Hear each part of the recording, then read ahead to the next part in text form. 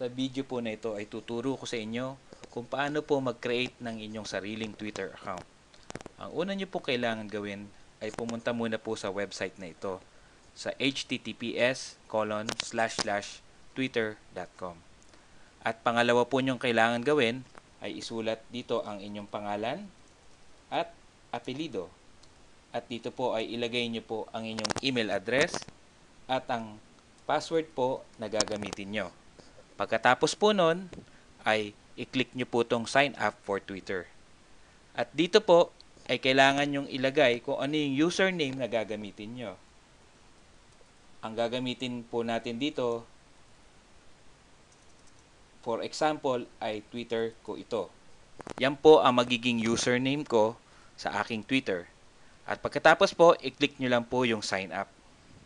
At ilalagay po dyan na nakapag-create na siya. So, wari po dito ay ilagay nyo lang po yung number nyo.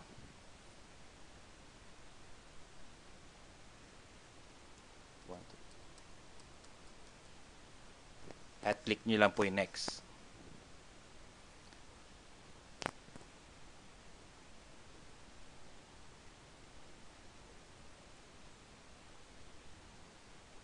Skip nyo lang po. Ayan po, nakagawa na po kayo ng isang Twitter account. Click nyo lang po yung let's go at click nyo lang po yung continue. Kahit po, siguro, wag muna kayo mag-follow. I-select all nyo muna po kahit wala muna po kayong i-follow at click nyo muna po yung continue.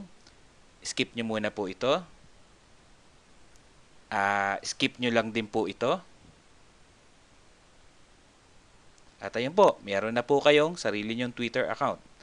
Ngayon po, kung gusto nyo po mag-log out, ay i-click nyo lang po ito at mag-login lang po uli kayo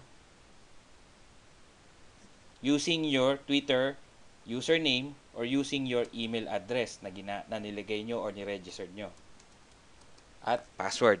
At login lang po uli kayo. At naka-login na po kayo uli.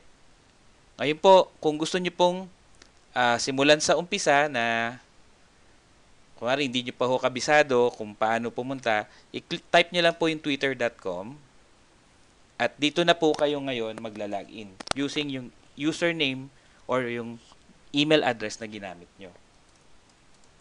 Dahil meron na po kayong nagawang account, dito na po kayo magla-login. Ayan po. Maraming salamat po sa panonood ng video na to.